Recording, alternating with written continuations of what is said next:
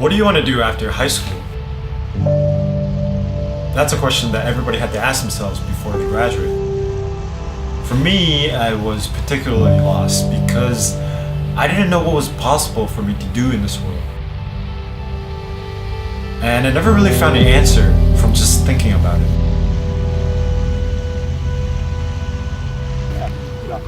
Here it is.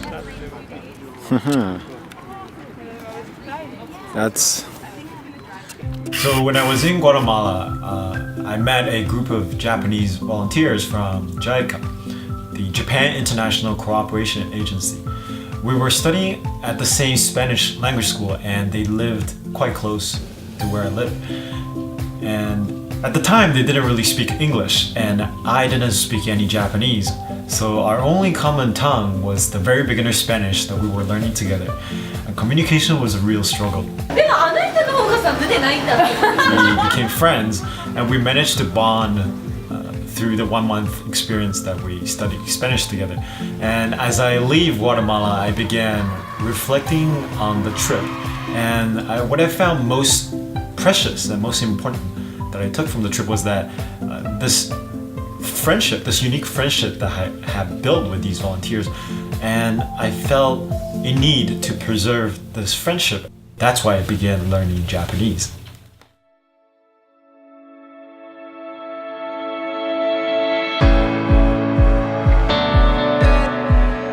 I became fascinated with language acquisition ever since my trip to Guatemala because I realized being able to speak another language allowed me to befriend people from all places from the world and open my eyes up to different things that I've never thought of before.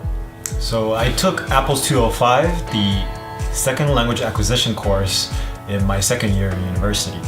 A core component of this course was to be paired up with an international student to help them with their English through the English Conversational Partner Program at Renaissance. And that's when I met Kaku.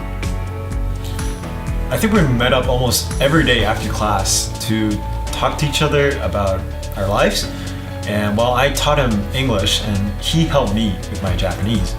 So over the course of 3 months, he opened my eyes to his life in Japan and Japanese society at large. And not only did I came even more motivated to improve my Japanese, but I wanted to visit the place where he grew up in. In January 2016, I decided to try something that I had never done before. One of my Japanese teachers had told me about the Ontario Japanese Speech Contest. And I signed up for this contest because I convinced myself whether I ace this or I embarrass myself, I would be able to grow from this experience and definitely improve my Japanese. During the day, I would be practicing with my Japanese teacher and my coach, and at night, I would be on the phone practicing with my friend in Japan. On the competition day, I caught a really bad fever. Okay. And I was feeling terrible. I was shivering like crazy, and I thought I was going to let everyone down because I was going to underperform. But so much effort has put into polishing the speech. I don't know what to do, but I know for one thing that I couldn't just give up now. 私は日本語の勉強が好きです。日本語の歌も発音もそれに方言も。でも上手になるのは簡単ではありません。だけど私はラッキーです。去年私は英語を勉強するために日本人のたくさんに出会いました。はじめ私たちは会話の Introduce, please. After the competition, I went on a 1 month exchange at Po Gakuin University in Osaka. It was my first time in Japan ever, and it felt like a dream. Because I have known this place for well over a decade, but I have never set foot in it. Like, everything that I knew of Japan was almost just existed in a novel. And as I stayed and learned about the lives of my friends, my teachers, and my host family, I began to see a more complete picture of the Japanese society, and especially the social problems they face in that society. I don't think I've ever found a world issue as interesting as what I'm doing right now. And I think that interest naturally grew out from bonding and learning about the lives of the Japanese people that I have met ever since Guatemala. The JICA Consortium was an incredible experience.